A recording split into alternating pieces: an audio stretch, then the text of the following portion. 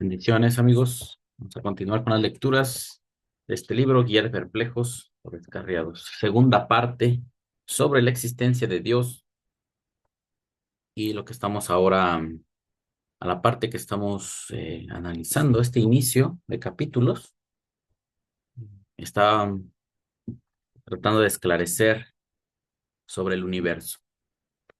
Y es uno de los puntos principales que los teístas decimos que el universo fue creado por Dios. Mientras que hay otros pensadores, los hubo desde el tiempo que surgió la filosofía, que decían que el universo es eterno igual que Dios, pero no es divino. Otros decían que sí era divino, pero eso pues ya nos pondría en una circunstancia compleja de pensar que hay dos dioses. Si el universo también es eterno igual que Dios, por eso luego algunos llegaban a la conclusión de que el universo también es un tipo de Dios. Por tanto, en la lógica, te diría que no, que tienes que hacer algunas distinciones para favorecer la idea monoteísta y despojar al universo de esas cualidades eternas. Y todo esto, la raíz de esto es lo que les he venido comentando, la posición del hombre. El hombre con su inteligencia, con su capacidad, piensa que lo puede juzgar todo. Y con su lenguaje elabora conceptos, definiciones, las cuales creemos, o que el hombre cree que son las adecuadas. Algunos pueden decir que el universo es eterno porque pues el humano nace, muere, pasan muchas generaciones y las estrellas están ahí, los planetas también, la luna, y eso les hacía pensar que era eterno. Pero como la vida del hombre es muy escasa, no significa que son eternos, también eventualmente van a ser destruidos, van a pasar o a otra manifestación, van a ser transformados en otra cosa. Pero a nosotros no nos alcanza para la vida para comprobarlo. Bueno, así que voy compartiendo la pantalla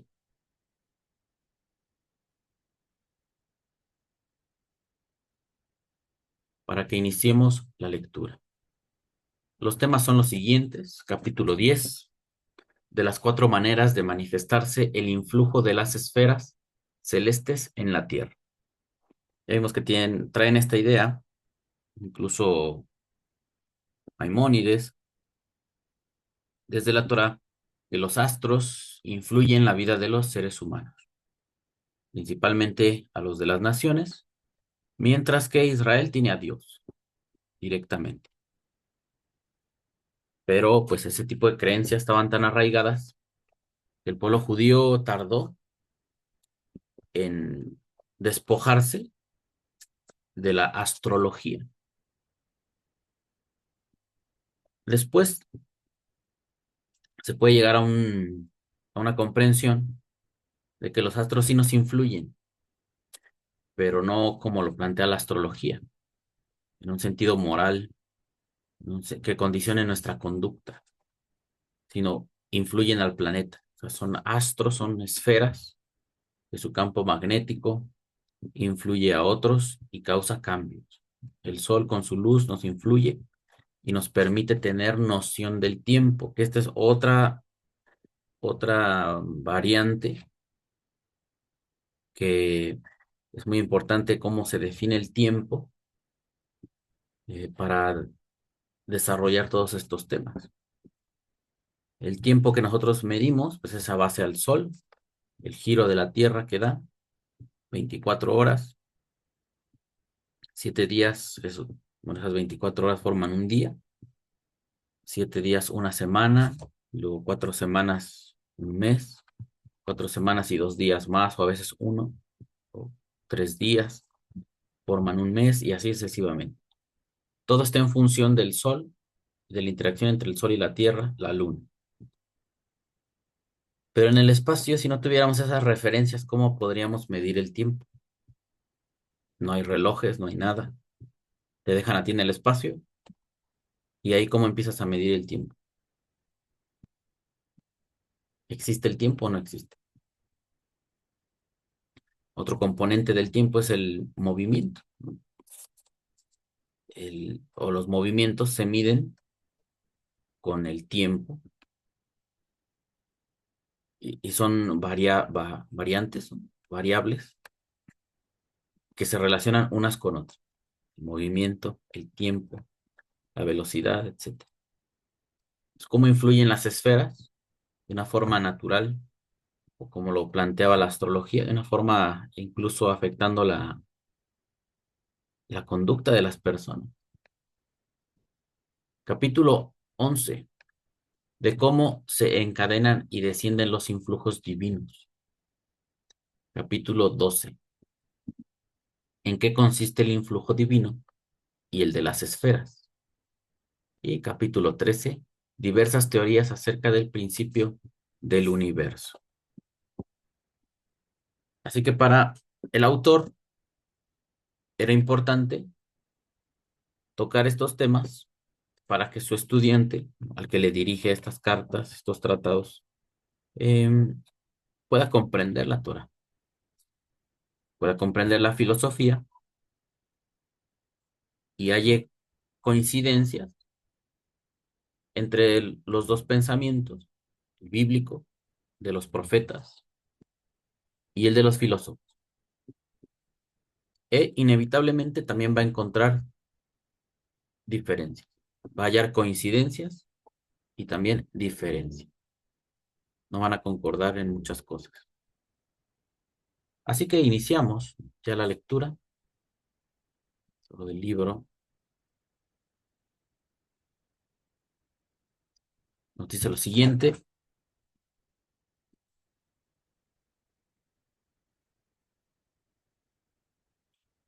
Capítulo 10 de las 4 maneras de manifestarse el influjo de las esferas celestes en la Tierra. Sabido es que los filósofos sostienen que el orden del mundo sublunar, compuesto de seres perecederos, depende de las fuerzas que emanan de las esferas celestiales. También lo dicen nuestros sabios. Aunque los influjos de las esferas se extienden a todos los seres, hay además un particular influjo de una estrella para cada especie, hecho que también se ha observado al tratar de las diversas fuerzas de un cuerpo orgánico, porque el conjunto del universo es como un organismo viviente, según declaramos antes.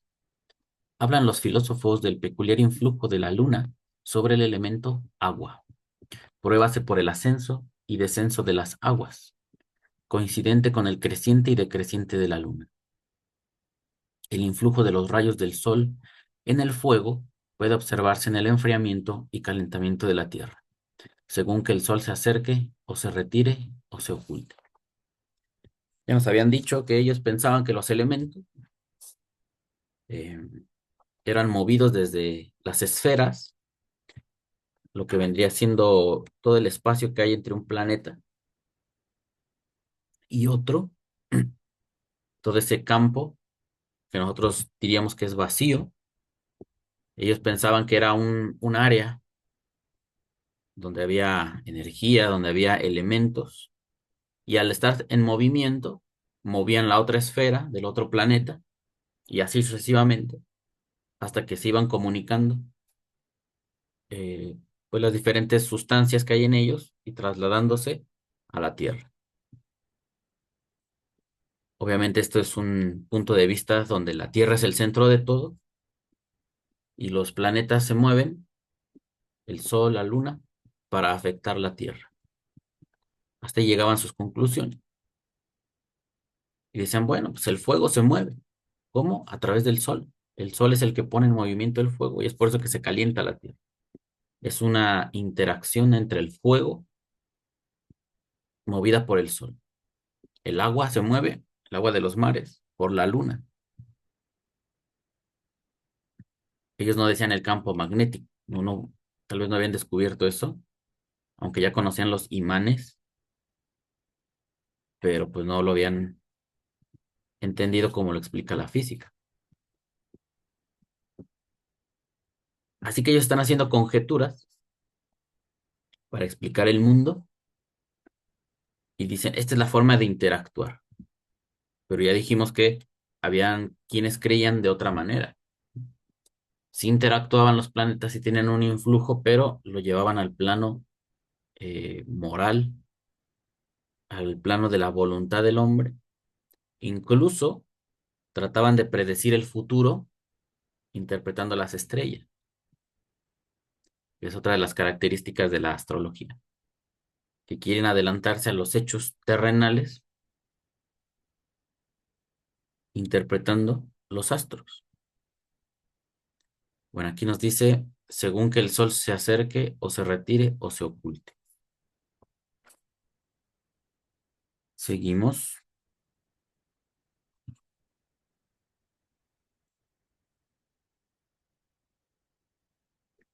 ¿No?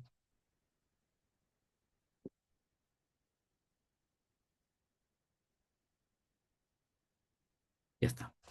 Todo esto es tan claro que no necesita ser explicado. Me ha parecido que las cuatro esferas estelares que influyen en el nacimiento de todos los seres terrenos deben ejercer su influencia, cada una sobre cada uno de los cuatro elementos, siendo la causa de sus movimientos y mudanzas. Así, la esfera lunar mueve el agua, la solar el fuego, la planetaria el aire y la de las estrellas fijas la tierra. Hay cuatro causas de movimiento de cada esfera: su forma esférica, su alma, su entendimiento en virtud del cual es capaz de concebir ideas, y la inteligencia a quien desea asemejarse la esfera. La explicación de ellos es como sigue. La esfera no podría estar continuamente en movimiento si no tuviera la forma peculiar que tiene. La continuidad del movimiento solo es posible cuando es circular. Este es uno de los principios que se le atribuyeron a Aristóteles, eh, y lo están usando en su comprensión del universo. El universo que es continuo, perdón, el movimiento continuo, decían ellos, el movimiento recto se interrumpe. Pero hay un tipo de movimiento que perdura, que es el circular, en giros. Y como veían, alcanzaban a apreciar que los astros se mueven así, girando, es una característica de ellos. Entonces, dice, la cual explicación, perdón, la explicación de ello es como sigue: la esfera no podía estar continuamente en movimiento si no tuviera la forma peculiar que tiene. La continuidad del movimiento solo es posible cuando es circular. Las esferas tienen que tener un alma, porque solo los seres animados se mueven libremente. Su movimiento no consiste en la inclinación a eludir el daño y buscar el provecho, sino en que las esferas se forman idea de un cierto ser al que anhelan aproximarse. Ahora bien, para formarse una idea de este ser, precisa que posea entendimiento. Aquí nos explicaba que cuando se afirma que los planetas tienen alma, o las esferas, no es como la de los animales o la de los humanos, que se mueven para buscar comida o para escapar de algún peligro, sino porque ellas tienen una idea de lo superior y se mueven deseando alcanzarlo. Y ese movimiento que se produce es el circular. Luego dice, en fin, es menester que haya algo a que corresponda aquella idea ejemplar a que desean asemejarse las esferas. Tales son las cuatro causas de su movimiento. Las cuatro fuerzas principales que directamente derivan de las esferas celestes son la naturaleza de los minerales, las propiedades de las plantas, las facultades del animal y el entendimiento del hombre. Vale la pena fijar nuestra atención en el número 4, que quizá parezca extraño.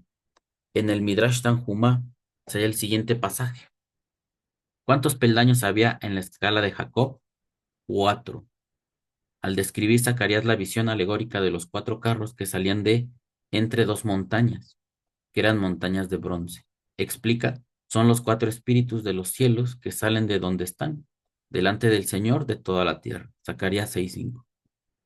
Por estos cuatro espíritus se figuran las cuatro causas que producen todos los cambios del universo.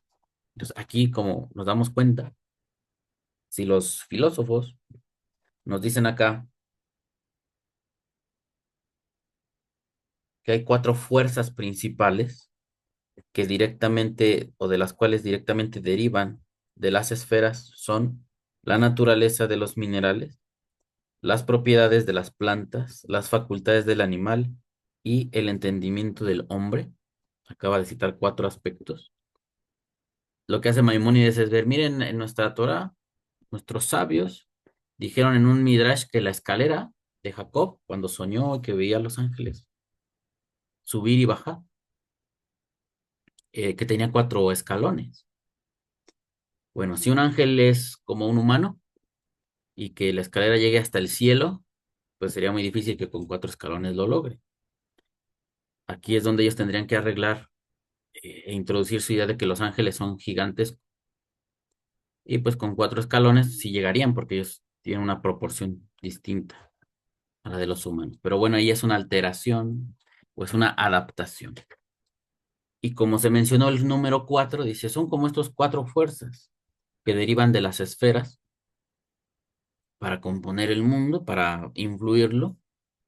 Entonces tiene una relación con la Torah.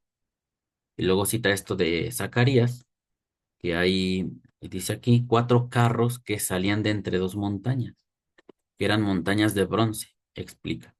Son los cuatro espíritus de los cielos que salen de donde están, delante del Señor de toda la tierra. Y como ahí se mencionaron cuatro espíritus, dice, pues son las mismas fuerzas que dicen los filósofos, nada más que acá le llaman espíritus, acá son fuerzas. Y eso es lo que está resultando en la exposición de Maimónides. Hallar coincidencias, ver cómo se relacionan y explicarlas cada una. No está explicando la Torah con la filosofía y viceversa, la filosofía con la Torah, que es lo que muchos pretenden, pero él no está haciendo eso. Por estos cuatro espíritus se figuran las cuatro causas que producen todos los cambios del universo. El dicho de nuestros sabios de que el ángel es tan dilatado como la tercera parte del universo, o con las palabras del Bereshit de Rabá, capítulo 10, que el ángel es la cuarta parte del mundo, claramente lo hemos explicado en nuestro mayor libro sobre la Santa Ley. El conjunto de la creación consta de tres partes: las inteligencias puras o ángeles, los cuerpos de las esferas y tres, la materia prima o los cuerpos que están debajo de las esferas y sometidos a constante mudanza. De tal suerte pueden entender los oscuros dichos de los profetas, quienes lo deseen, despertándose del sueño del olvido, liberándose del mar de la ignorancia y remontándose hacia los seres superiores, por lo que prefieran nadar en las aguas tenebrosas, pero los que prefieran nadar en las aguas tenebrosas y descender, no necesitan esforzar el cuerpo y el corazón. Les basta con renunciar al movimiento y descenderán conforme a la ley de la naturaleza. Reflexiona sobre todo lo que te he dicho. Pues así va construyendo de a poco Maimónides su saber, comparando lo que aporta la filosofía, siendo él un maestro pues muy sobresaliente del judaísmo y hallando esos puntos semejantes entre un conocimiento y otro. Puse acá el texto para que lo recordemos, el cual nos puede arrojar algo sobre lo que se pensaba en el tiempo de Moshe. Nos dice lo siguiente: de lo contrario, cuando levanten los ojos y vean todo el ejército del cielo, es decir, el sol, la luna y las estrellas, pueden sentirse tentados a postrarse ante ellos y adorarlos. Esos astros los ha designado el Señor y Dios de ustedes como dioses de todas las naciones que están debajo del cielo.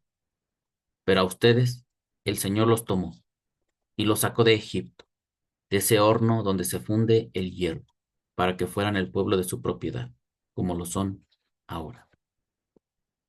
Habla de una designación.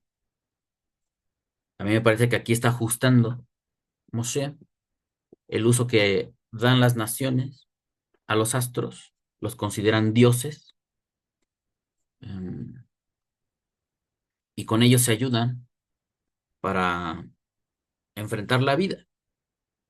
Se encomendaban a ellos o trataban de extraer de ellos un poder o verlos como, no, pues Marte es el dios de la guerra, y Venus esto y Júpiter lo otro, y se encomendaban a los astros para enfrentar sus dilemas existenciales, ¿no? La vida del hombre. Pero el israelita dice que ellos tienen al Señor, que los tomó y los sacó de Egipto. Y esta creencia o este hecho no se basaba en ver a una estrella, sino en un acto real que ellos vivieron al salir de Egipto. Es un ser que no está bajo el influjo de las estrellas, no es parte del influjo de los planetas, sino es un ser distinto y ellos se acogen a él. Por eso nosotros pues no practicamos la astrología, no recurrimos a ella, no estamos viendo cuál es la posición de las estrellas y a ver si hoy me va a ir bien o si es bueno emprender un negocio ahora que la luna no se ve o que si ya se ve o hasta que esté la luna llena y cosas así. Todo eso no es para nosotros. Somos de las naciones, pero conocemos ya la Torah. Así que ese modo de entender la vida se quita. Lo curioso es que diga que Dios lo dio a los pueblos. Tiene sentido en cuanto a que están ahí y el humano al ver lo que hay en el cielo se asombra y surge en ellos darles ese uso o entenderlos de esa manera. A final de cuentas Dios los dio. Tal vez no para eso, son parte de su creación y Él sabe por qué existe cada planeta y cada estrella, por qué está en el lugar que está. Que nosotros le demos una interpretación, pues es nuestra decisión, es parte de la libertad que nos concede Dios.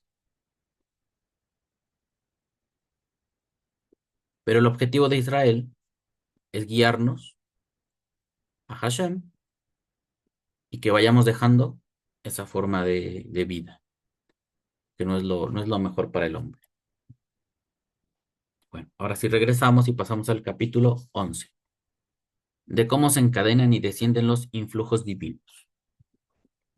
El simple matemático que leyera y estudiara estas discusiones astronómicas creería que la forma y número de las esferas pertenece a los hechos que han sido establecidos de manera probada.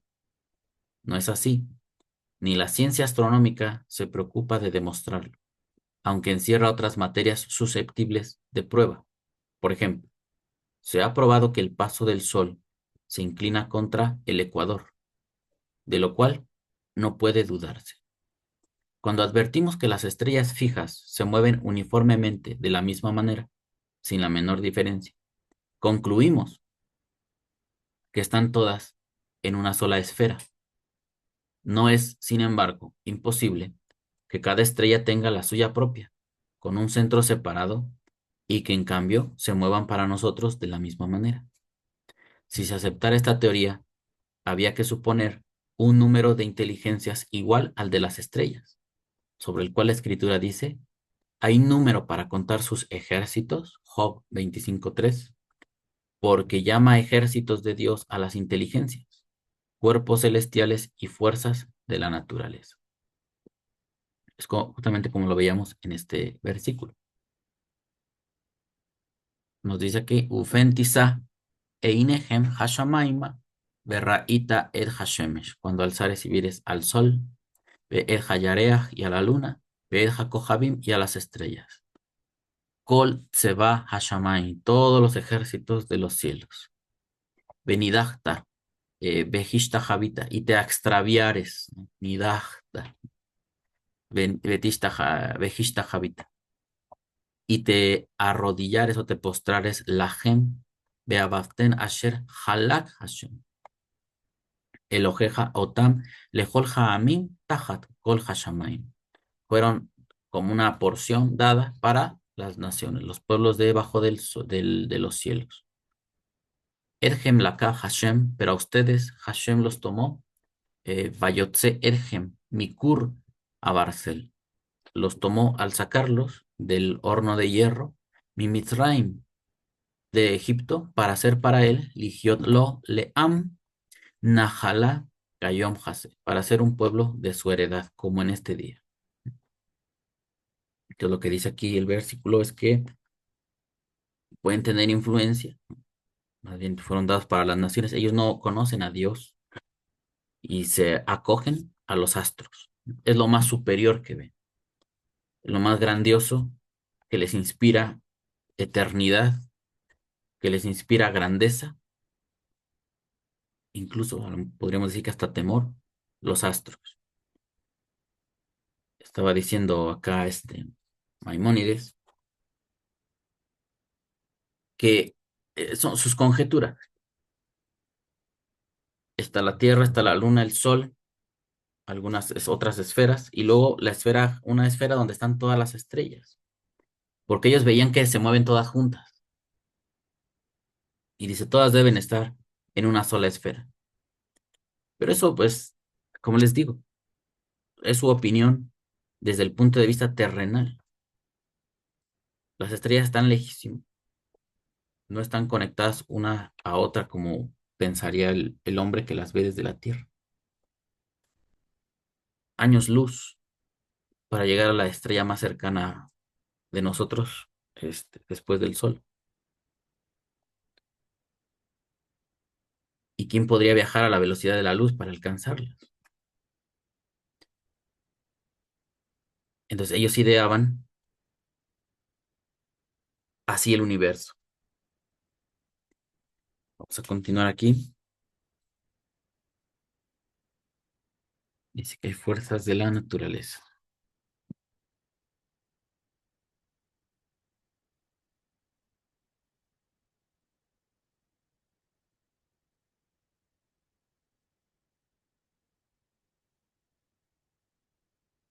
Pero sí, pero sí se sabe las especies de estrellas que hay, y ello justifica que contemos colectivamente como una sola esfera a las de todas las estrellas fijas.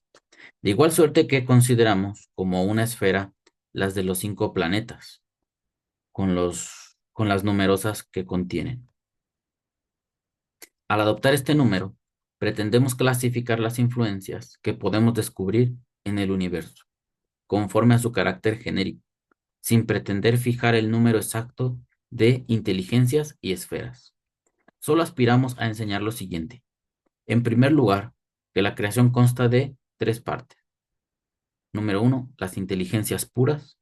Número 2, los cuerpos de las esferas. Y 3, el mundo de los seres terrenales y perecederos, y que todos ellos están compuestos de una misma sustancia. En segundo lugar, queremos explicar que los poderes rectores del mundo emanan del Creador, a través de las inteligencias que los transmiten conforme a su propio orden. Las inteligencias comunican a las esferas el bien y la luz que les ha sido concedido, y las esferas transmiten fuerzas y propiedades a los seres del mundo transitorio y perecedero. Ahí está. Aunque no es la visión astrológica, mágica, y bueno, como lo hacen los astrólogos, pero sí está aceptando que las esferas, las diferentes capas, como ellos entienden el universo, desde las estrellas, los planetas, la luna y el sol, todo influye a los seres perecederos.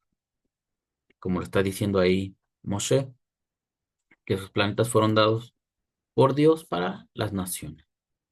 No lo explica filosóficamente, es un texto muy corto, pero nos permite darnos una idea en general de lo que creían en ese tiempo. Ya hemos dicho que todas estas teorías no contradicen la enseñanza de nuestros profetas y sabios. Nuestra nación era sabia y perfecta, pero cuando los perversos bárbaros nos privaron de nuestro patrimonio, pusieron término a nuestra ciencia y literatura, mataron a nuestros sabios y nos hicimos ignorantes. Estamos mezclados con otras gentes y hemos aprendido sus opiniones y seguido sus maneras e imitado sus actos. Habiéndonos educado entre personas ilustradas en la filosofía, somos propensos a considerar las opiniones filosóficas como extrañas a nuestra religión y no es así. Quiere estar emitiendo una crítica sin dar el nombre de alguien. Muchos rabinos rechazaban la filosofía, como hoy día tú puedes ir a una iglesia y el pastor te dice, no, no leas filosofía, no, no leas nada de naturalismo y todo eso está mal, pura Biblia, nada más la Biblia enseña la verdad. Y pues ya vemos a Maimónides teniendo una posición diferente, no dejando de expresar que su pueblo es perfecto, que su pueblo todo lo sabe o todo lo sabía, pero fue destruido su conocimiento por los exilios que experimentaron y después tuvieron que acogerse a las opiniones de los filósofos y meditar en el mundo, en la existencia del hombre, eh, impulsado por esa filosofía. Continuamos y dice, y ya que reiteradamente hemos hablado de los influjos que emanan de Dios y de las inteligencias, procederemos a explicar qué entendemos por influjo, después de lo cual pasaremos a discutir la teoría de la creación. Bueno, estos dos temas ya los abarcamos. Ahora pasamos al capítulo 12. ¿En qué consiste el influjo divino y el de las esferas? No cabe duda de que cuando acaece algo, tiene que haber una causa eficiente que produce lo que antes no existía. Demuestra la física que un cuerpo no puede actuar sobre otro sin ponerse en contacto directo con él o indirecto, a través de un elemento mediador. Por ejemplo, un objeto que se ha calentado tiene que haber estado en contacto con el fuego, o bien el aire que rodea al cuerpo estuvo en contacto con el fuego y le comunicó su virtud. El imán atrae al hierro desde lejos, mediante cierta fuerza que se comunica al ambiente que rodea al hierro. No actúa el imán desde cualquier distancia, ni el fuego tampoco. Antes bien, ambos solo actúan hasta donde logran afectar el aire o el ambiente que hay entre el objeto y el imán o el fuego. De igual suerte hallamos que las causas de todos los cambios del universo son diferentes combinaciones de los elementos que actúan unos sobre otros, según los cuerpos se acerquen o se separen.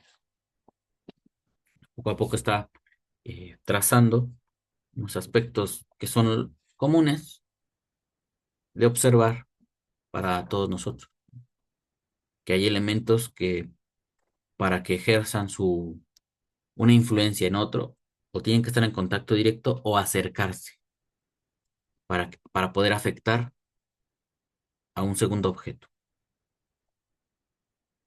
Bueno, seguimos con la lectura. Dice, esto ya es del libro.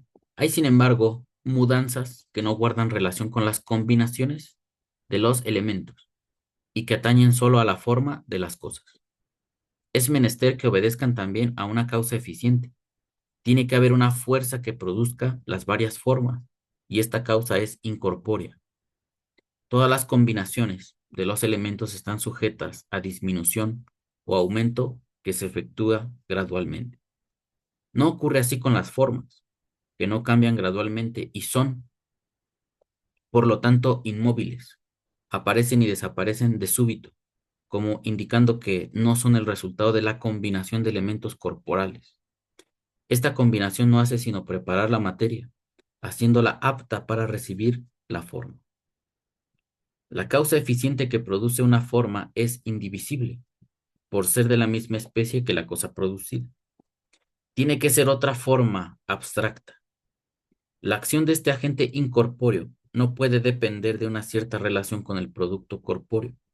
Siendo incorpórea, no puede acercarse al objeto ni alejarse de él, ni puede el cuerpo aproximarse o distanciarse tampoco del agente incorpóreo, porque no hay relación de distancia entre seres corpóreos y los que no lo son. Esta clase de acciones no dependen del contacto, del choque ni de la distancia. Se les llama influencia o emanación por vía de semejanza al manantial de agua. Esta palabra la leíamos recientemente en el versículo de la parasha anterior, donde dice que a Moshe le pesaba el pueblo, que no lo podía levantar y que necesitaba ayuda. Entonces le dijo, reúne a 70 ancianos, llévalos a la puerta del tabernáculo, y yo voy a emanar de tu espíritu hacia ellos. Incluso hay un aspecto más revelador, porque hubo, de los 70 solamente fueron 68 y dos no asistieron a la cita y se quedaron en el campamento, en sus casas. Y hubo alguien que le dijo a Moshe que esos dos estaban profetizando. Ni siquiera estaban cerca de Moshe y hasta allá llegó la influencia de su espíritu, guiado por Dios para que ellos profetizaran también. No nos explica por qué no fueron, si estaban enojados, si no estaban de acuerdo con Moshe, si no creían nada de eso de que la emanación del espíritu. No nos explica la razón. Incluso tenemos la libertad de suponer algún escenario. Entonces, con estos fenómenos, esta palabra de la emanación, que también lo utilizan los cabalistas para hablar del primer mundo, el mundo de Atzilut, el mundo de la emanación. Está Hashem y lo primero que hace es emanar luz. Y esa luz después ya se descompone en la materia. En otros mundos que van bajando de grados hasta que aparece la materia, no aparece súbitamente un objeto físico. Filosóficamente, la mente tiene que resolver eso. Primero, la existencia de un ser eterno y cómo es.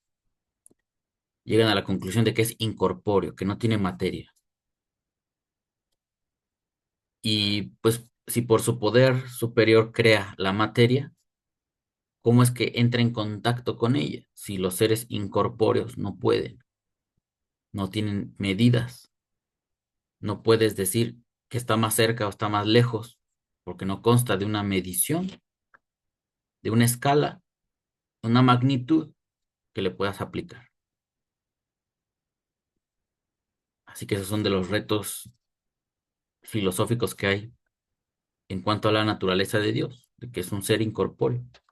¿Cómo entra en contacto con nosotros? Pues a través de emanación, a través de influencia. Moshe, sin estar en contacto con las personas, su espíritu se trasladó, se influyó en ellos para que pudieran ayudarle a juzgar al pueblo. Seguimos. Siendo Dios incorpóreo y siendo todos los seres obra suya, en cuanto a causa eficiente, decimos que el universo ha sido creado por emanación o influjo divino y que todos los cambios del mundo emanan de él. En el mismo sentido decimos que da lugar a que la sabiduría emane de él y descienda sobre los profetas. En tales casos solo pretendemos expresar que un ser incorpóreo, a cuya acción llamamos influjo, ha producido cierto efecto. La palabra influjo se ha estimado aplicable al Creador por la semejanza de sus operaciones con las de la fuente. No hay manera mejor de describir la acción de un ser incorpóreo. Difícil es formarse idea de la acción de la forma o de la idea del ser incorpóreo en cuanto tal. No está diciendo esto es fácil, miren con esta palabrita mágica arreglamos todo. Aquí vamos, a partir de aquí empezamos a hablar de influjo y todo empieza a ser mejor entendido. A pesar de que el humano se vale de estas palabras, sigue reconociendo que hay una dificultad para expresarse acerca de Dios. Continuamos. Como solo podemos imaginar cuerpos y fuerzas inherentes a ellos, así también la imaginación solo comprende las acciones cuando el agente está cerca, a cierta distancia o en un sitio determinado. Por eso hay personas que, al percatarse de que Dios es incorpóreo y que no se aproxima al objeto sobre el cual obra, pretenden que da órdenes a los ángeles. De tal suerte esas personas imaginan a los ángeles como cuerpos y algunas creerán además que Dios les manda con palabras formadas, como las nuestras, de letras y sonidos, todo lo cual es parto de las imaginaciones de donde vienen directa o indirectamente todas las expresiones erróneas. Con este párrafo reafirmamos algo que él decía en la primera parte del libro, que el humano, basado en su lenguaje y en lo que él experimenta, quiere explicar todo, no tiene otra opción, pero debe caber una reserva de que nuestro lenguaje no es suficiente para expresar lo que proviene de Dios,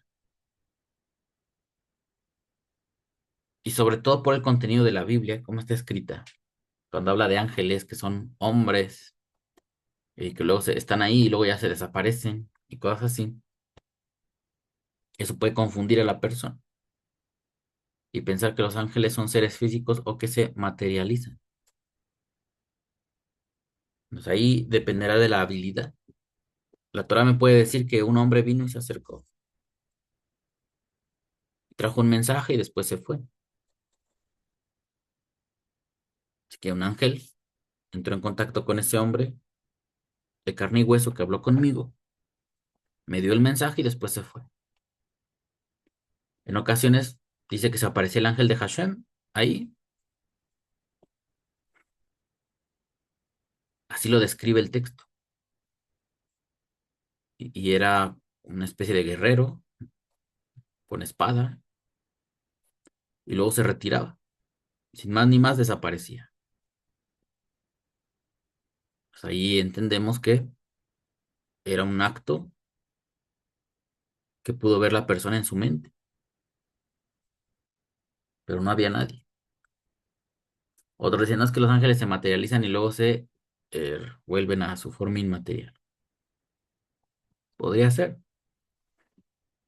pero ya se oye más absurdo. Entonces, esto de entender la influencia divina en nuestra vida, pues tiene sus dificultades. Dice acá, todo lo cual es parto de las imaginaciones de donde vienen directa o indirectamente todas las expresiones erróneas. Pero en este capítulo solo pretendemos explicar el término influencia, aplicado a la acción de Dios y de las inteligencias o ángeles. Aplícase también a la acción de las esferas sobre la tierra,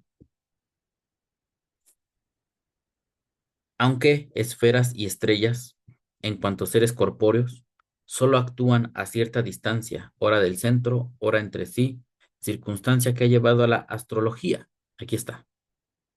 En cuanto a la afirmación de que la escritura aplica a Dios la noción de influjo o emanación, compárese aquello de ellos,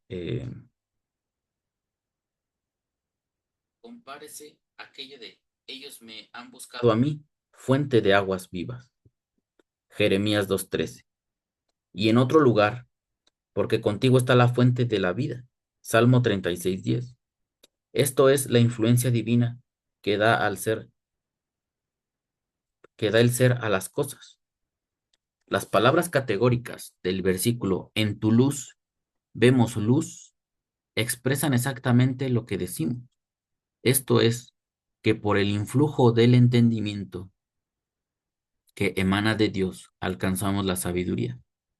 Nuestro entendimiento nos guía y capacita para comprender el entendimiento activo. Bueno, este es un tema, bueno, dependiendo de cómo lo manejemos, se complica, sobre todo los creyentes, que abusan de estas conjeturas.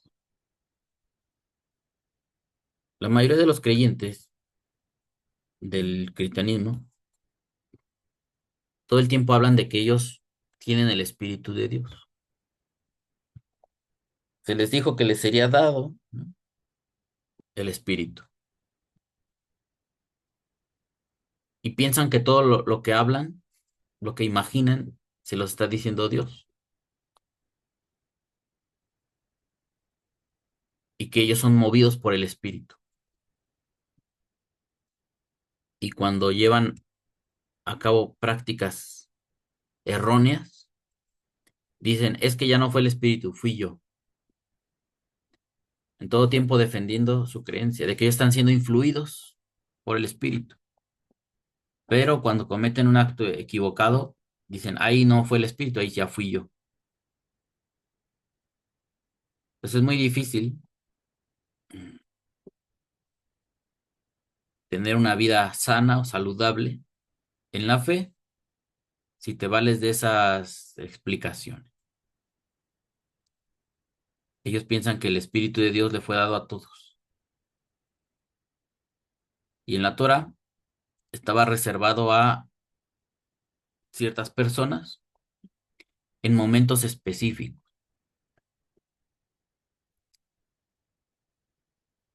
Siento que ahí era más limitado y eso era mejor que a lo que ahora se trata de enseñar, ¿no?, que todos los creyentes tienen el Espíritu. Y luego los creyentes se pelean con otros creyentes. Y luego se pelean interpretando la Biblia. Y todos creen que la están interpretando por el Espíritu, pero dan origen a cosas contrarias o distintas. Y luego se pelean y se insultan. Eso no puedes, el Espíritu estarse peleando consigo mismo. Por eso aquí hay que tener mucho cuidado. Líneas atrás mencionó la astrología. Lo voy a leer otra vez. Pero en este capítulo solo pretendemos explicar el término influencia, aplicado a la acción de Dios y de las inteligencias o ángeles. Aplícase también a la acción de las esferas sobre la tierra, aunque esferas y estrellas, en cuanto seres corpóreos, solo actúan a cierta distancia, ora del centro, ora entre sí, circunstancia que ha llevado a la astrología. Ahí está.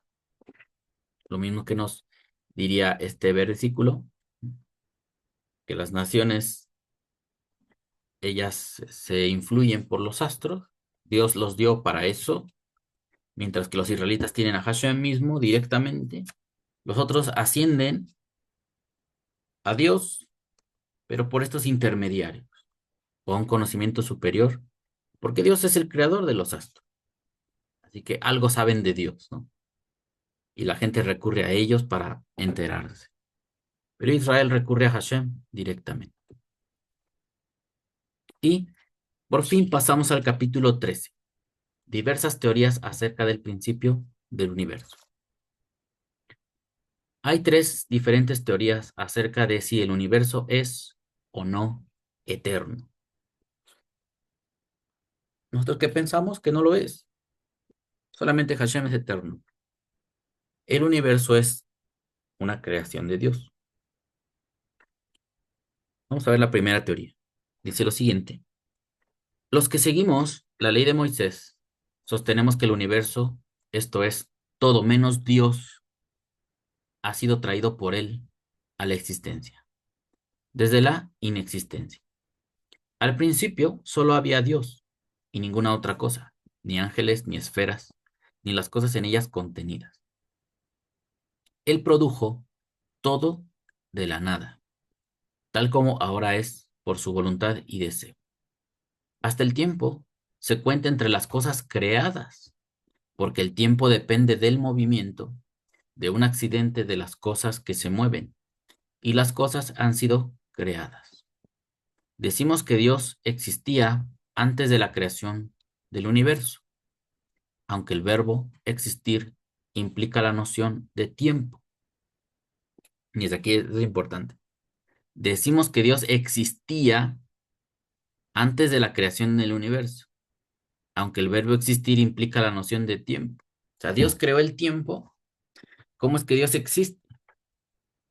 Para existir, tú requieres estar bajo el tiempo, como si el tiempo fuera superior. Dios está sujeto al tiempo porque Él existe desde antiguo. Y si Dios se ha venido manifestando ya hace tiempo, el tiempo es una magnitud, o el tiempo es una cosa que Dios creó, un fenómeno al cual Él mismo está sujeto. Nada más que, pues el tiempo en Él luce eterno, mientras que para nosotros el tiempo, como les decía al principio, depende del movimiento del sol. 24 horas, un día, una hora, 60 minutos, un minuto, 60 segundos.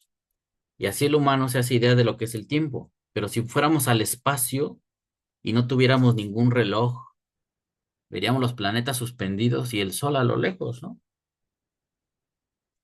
Y ahí cómo mediríamos el tiempo. ¿Cuál sería la referencia para trazar el tiempo? Entonces, para que nos demos cuenta que esto es subjetivo. ¿Qué tal que el tiempo no existe? O como dice acá, el tiempo es un accidente del movimiento. El tiempo, vamos a subrayarlo acá,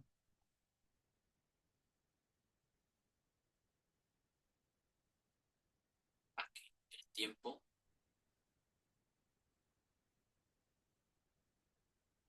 depende del movimiento. Es decir, que Dios existe. ¿Por cuánto tiempo ha existido? Siempre. Entonces, para Él no, o existe el tiempo y es un tiempo indefinido, o de plano ya no usas el tiempo, porque no hay una magnitud que pueda medir a Dios. Decimos que Dios existía antes de la creación del universo, aunque el verbo existir implica la noción de tiempo. También creemos que hubo un lapso infinito, o sea, que esto de que implica la noción del tiempo ya es contrario a Dios, porque Él no puede ser medido, pero el humano recurre a eso porque no tiene otra forma de hablar, de expresarse y de tratar de entender las cosas. También creemos que hubo un lapso infinito antes de que fuera creado el universo, pero al hablar así, no empleamos la palabra tiempo en su verdadero sentido. Queremos decir algo indefinible, análogo o semejante al tiempo. Es como la palabra olam, ¿no? Que se utiliza mucho en el hebreo, que transmite, en algunos contextos, esa idea de un tiempo duradero, de un lapso de tiempo indefinido y que se puede conocer su inicio y su término dependiendo de ciertas condiciones. Ejemplo, se dice que el pacto con Pinjas, ¿no? Un pacto eterno, le daría el sacerdocio, pero ahorita ya no hay sacerdote. Entonces, ese pacto, pues está condicionado a que exista el templo y la casta sacerdotal. Si se destruye el templo y tampoco hay casta sacerdotal, si ya se mezclaron con otras tribus, pues ya no hay condiciones para que se sostenga el pacto. Pero mientras las cosas estuvieran como estaban en esa época, él iba a seguir siendo sacerdote. Aarón, sus hijos, y así muchas cosas que se describen como en el término Olam, por ejemplo, que el hijo de David reinaría.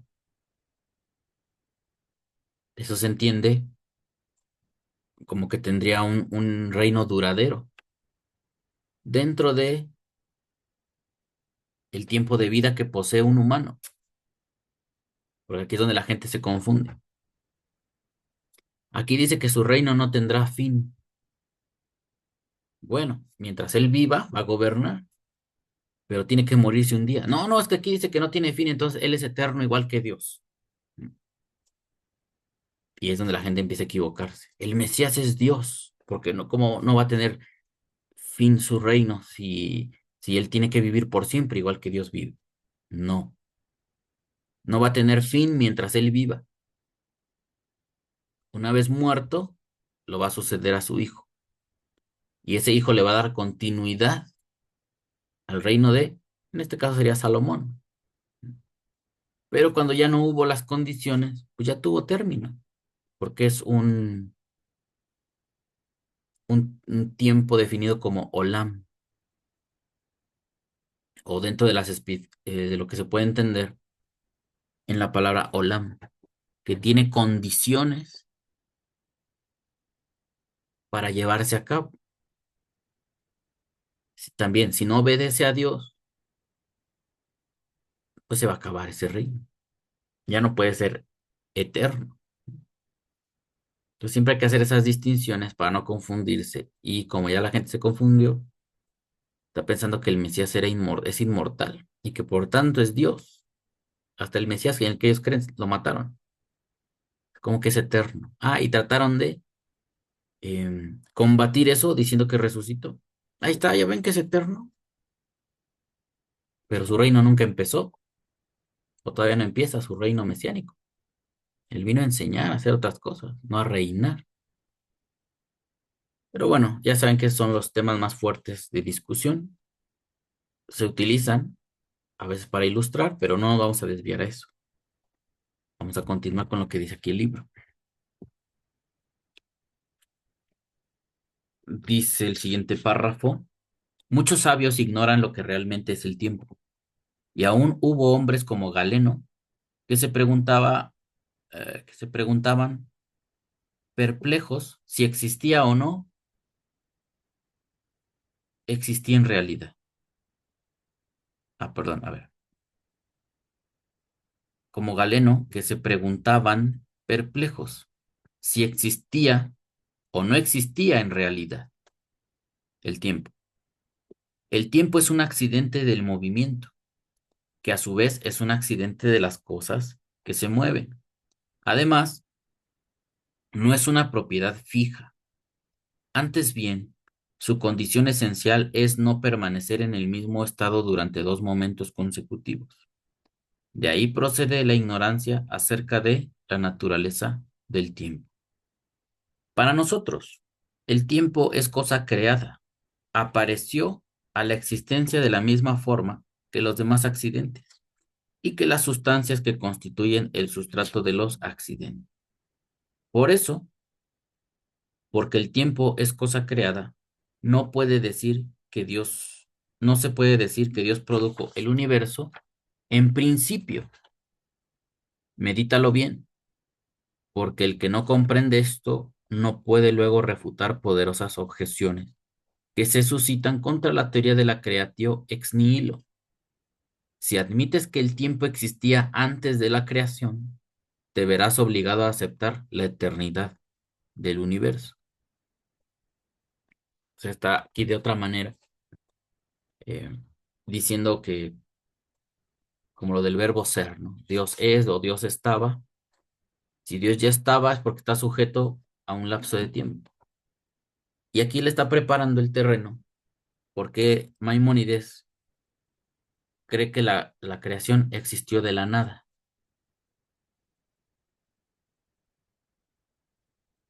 Antes no había magnitudes. Cuando Dios está solo, no se puede medir nada, no se puede hablar nada que no sea Dios mismo.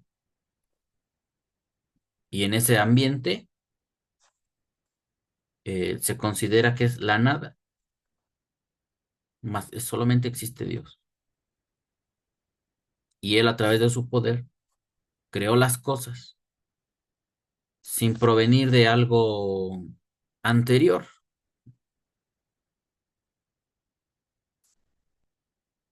Luego este concepto, como también tiene sus dificultades, esta serie de razonamientos,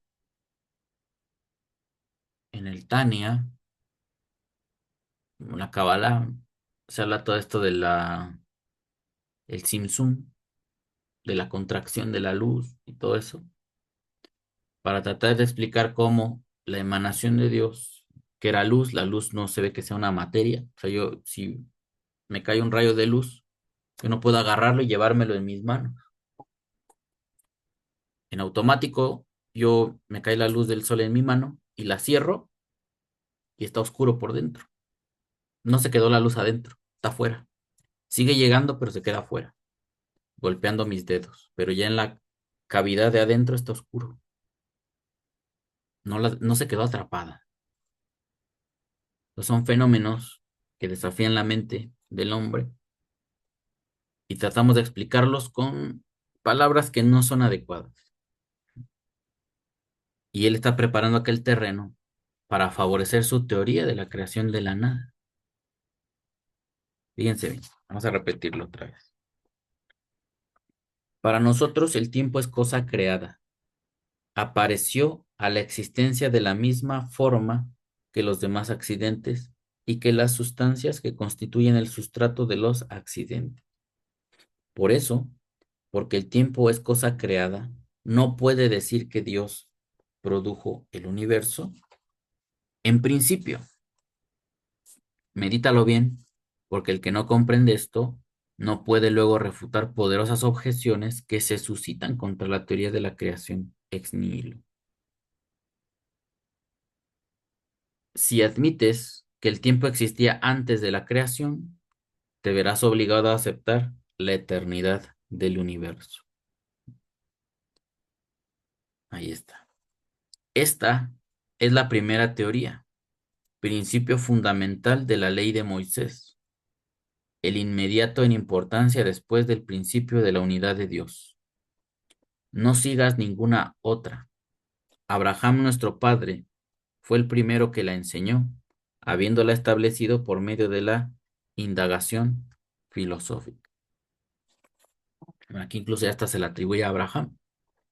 Él llegó a la conclusión, según esto, que Dios creó el mundo de la nada.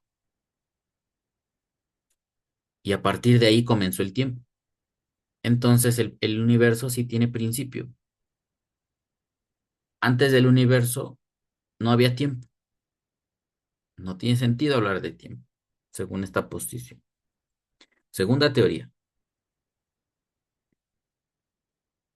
Es la de los filósofos, según cuyas creencias y las enseñanzas de las obras que nos han llegado. Es imposible sostener que Dios produzca nada de la nada o convierta algo en nada.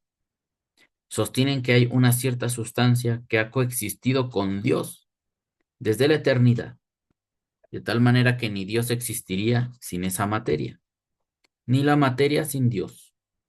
Sin embargo, no pretenden que la sustancia sea del mismo rango que Dios, pues Dios es la causa de la existencia, estando la materia con respecto a él en condición parecida a la arcilla respecto del alfarero, o al hierro respecto del herrero.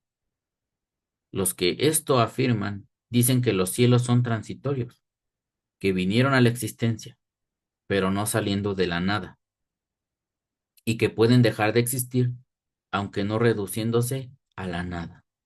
Son transitorios a la manera de los seres vivos, que se forman de una sustancia existente y en ella se desintegra de nuevo, sin que la sustancia deje de existir.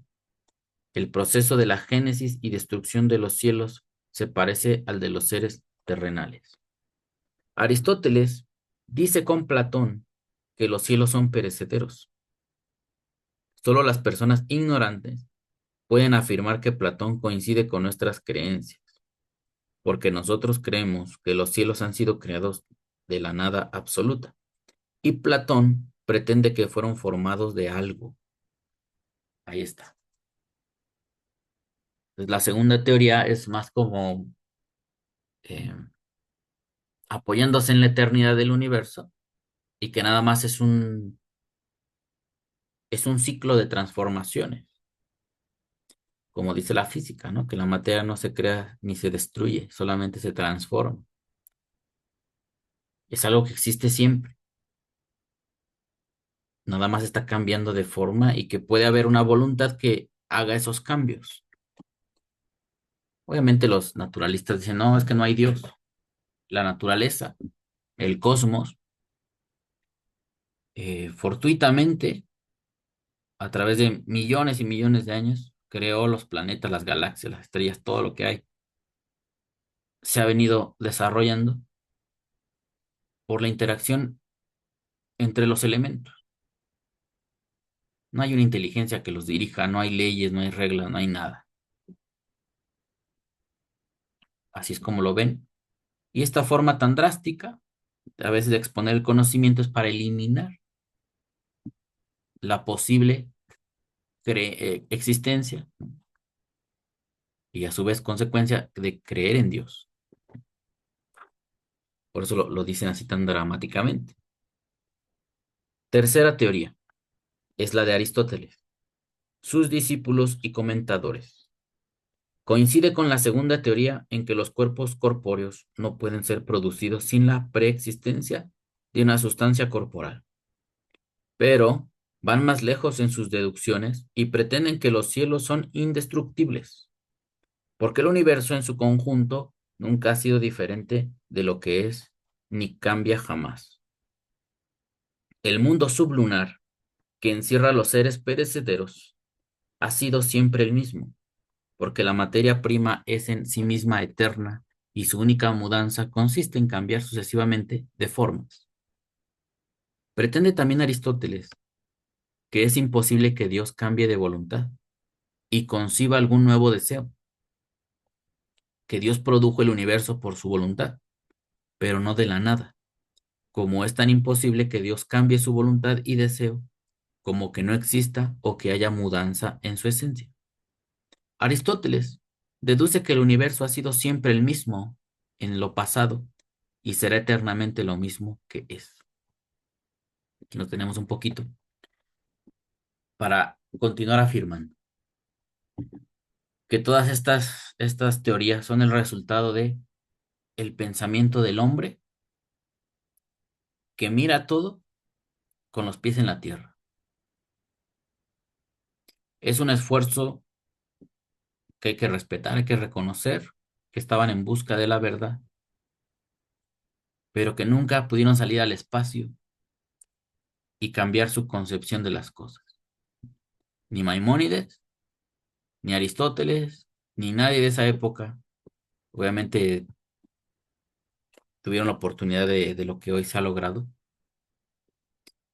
y que a nosotros nos corresponde estudiar esto como las bases, ¿no? del esfuerzo humano por entender el mundo en el que vive. Pero que esto no es la verdad absoluta y que están muy limitadas sus observaciones.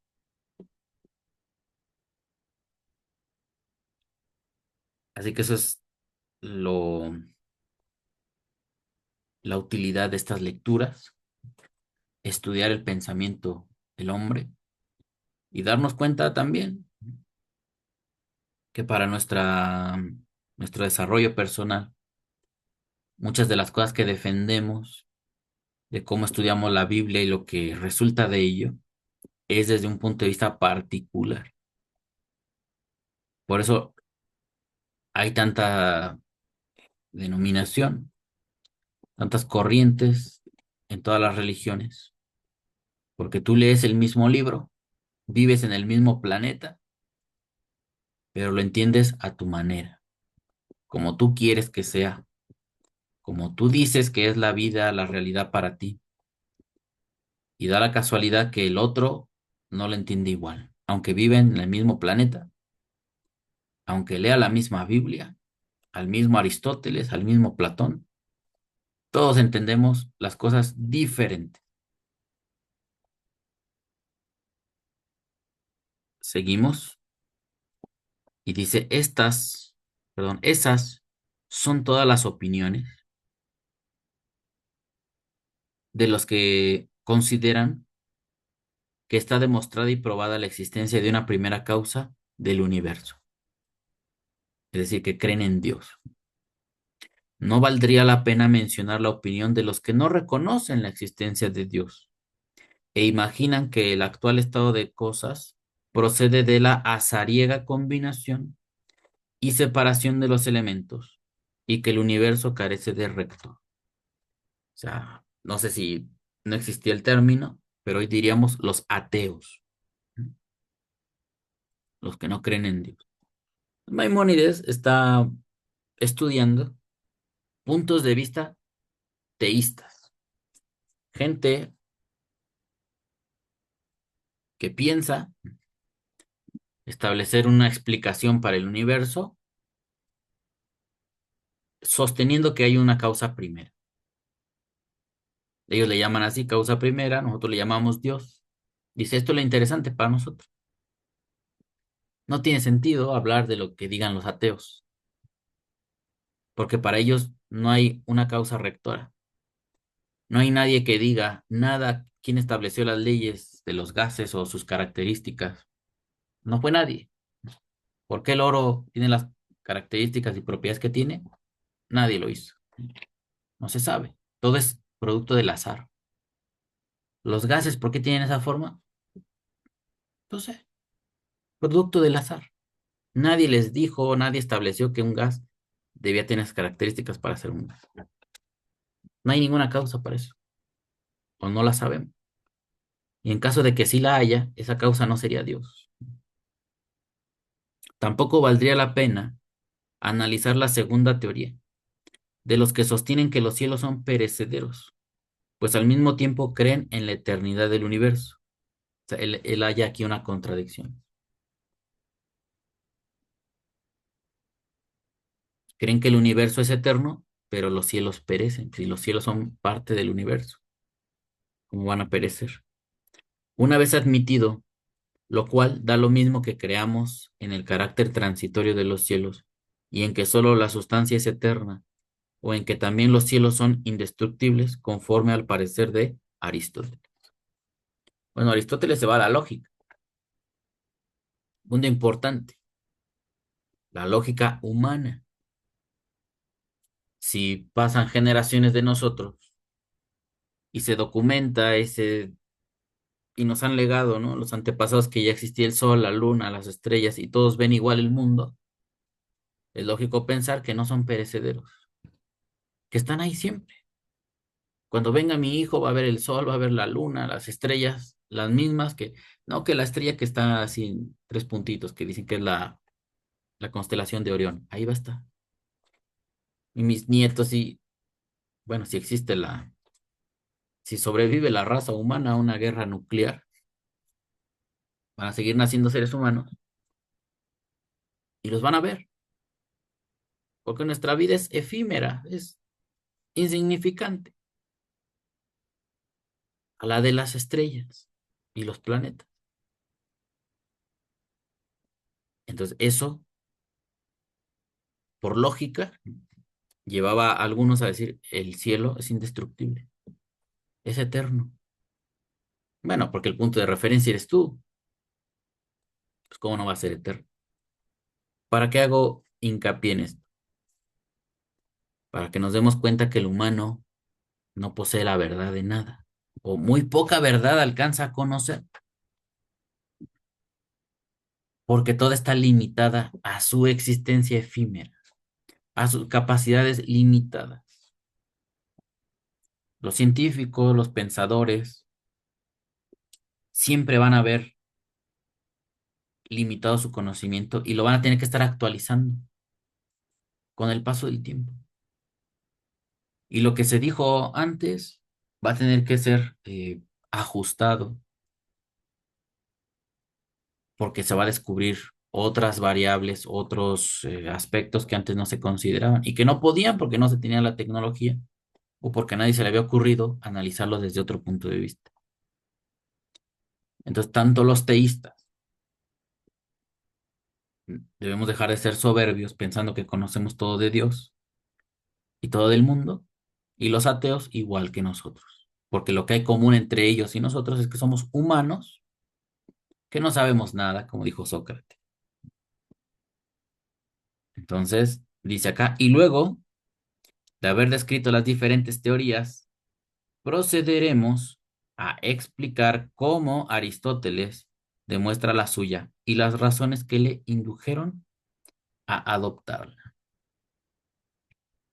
Entonces, eso que acabo de decir, de que no poseemos la verdad, nadie, absoluta y completa, vemos una parte de ella, incluso ahorita, ¿no? En el conflicto que hay, cada quien nos expone sus razones, pero yo las estoy entendiendo desde afuera, desconectado de muchas circunstancias específicas que ellos viven y me puedo dar una idea, pero a ciencia cierta no sabemos mucho. Está bien formarse un criterio, eso es válido, pero tiene su margen de error las diversas ideas que podamos generar para explicar un conflicto de guerra como el que está pasando el mundo ahora. ¿Vale? Bueno, aquí terminan estos capítulos que preparé para leer con ustedes, amigos. Gracias por su atención. Esta fue la lectura número 5. Vamos a seguir poniéndole empeño. Hay mucho que estudiar. El otro día le di nada más una breve repasada. Abrí tantito el origen de las especies de Darwin. Y estuve así revisando el índice y hay un apartado donde él habla de las objeciones a su propia teoría. Eso es muy bueno que todos lo hagamos. No como Tomás de Aquino, ¿no? Santo Tomás. Que él ponía las refutaciones, ¿no? O las posibles eh, contradicciones para arreglarlas y salir ganando, sino en un ejercicio de honestidad. Decir, yo he expuesto esto de la mejor manera, lo más objetivo posible, no al 100%, no se puede, pero también hallaría mi posición estas dificultades. Y hay un apartado donde él dice lo que contradiría su teoría de la evolución. Uno de ellos, creo que el primero que enunciaba es que no hay términos medios entre la existencia de una especie y la otra. Obviamente hay que leerlo más, pero con esa breve observación que le di, dije, pues sí, tiene razón. La evolución propone que una especie transicionó a otra a través de un largo tiempo, porque se fue adaptando al entorno. Y ese entorno le obligó a que si vivía en el agua, pues le capacitara para vivir en la tierra, soportar los rayos del sol, eh, tener que respirar el aire directamente y no a través del agua, ¿no? El oxígeno que tiene el H2O, el agua, y así sucesivamente. Entonces, hay seres ya definidos, o sea, especies ya definidas, pero no tenemos los que son los eslabones o los intermedios. Por ejemplo, que hubiera una raza de humanos, así como nosotros que ya hablan, que ya piensan, al nivel que nosotros llegamos, pero con cola. Porque si dice que venimos del mono, y algunos monos tienen cola, que hubiera una raza de nosotros que tuviera las garras o las manos como ellos, que se pudiera trepar todavía por los árboles, que tuviera cola y que ya pensara como nosotros, o que fueran muy, muy peludos como ellos, o que fuera un simio igual como los del planeta de los simios, todas sus características, pero ya con la inteligencia. No, sino que se ve una clara distinción entre un humano y un mono, de las diferentes razas que hay de ellos. No hay uno que vaya adquiriendo de a poco las capacidades del humano. Se ve muy marcada la diferencia entre ellos y nosotros. Entonces, él dice eso, ¿no? Veía esa objeción en su teoría. Y así nosotros, ¿no? Con el teísmo. Hay cosas que no podemos explicar de Dios. Y es ahí donde entra este concepto de la fe. Tenemos algunos indicios y los demás, por nuestra incomprensión, los aceptamos momentáneamente, pero seguimos en la búsqueda, seguimos cuestionando incluso la Biblia. ¿Por qué dice determinadas cosas? Si en verdad lo reveló Dios, o en algún momento a un escriba se le hizo fácil y le agregó unos versículos ahí para ir condicionando el relato hacia un fin personal o hacia un fin nacional, como en este caso apoyar la existencia de Israel y siempre defenderlo como un pueblo privilegiado que Dios ama y que Dios quiere engrandecer. Y si eso es lo que ellos pensaron, lo que Dios les reveló o se les ocurrió, pues van a armar toda una Biblia para que respalde ese objetivo, a como dé lugar. Todo eso hay que estar a la expectativa. Yo por eso les dije, yo soy muy crítico de todo. Tengo una fe, hay cosas que me han pasado conforme dice la Biblia, y eso es lo que me hace confiar en ella. Pero otros aspectos pueden ser cuestionables. Bueno, amigos, gracias por su atención. Que Hashem los cuide y los bendiga. Sigamos siendo libres para estudiar la Torah. Esta fue la lectura número 5, Guía de Perplejos o Descarriados. Hasta pronto.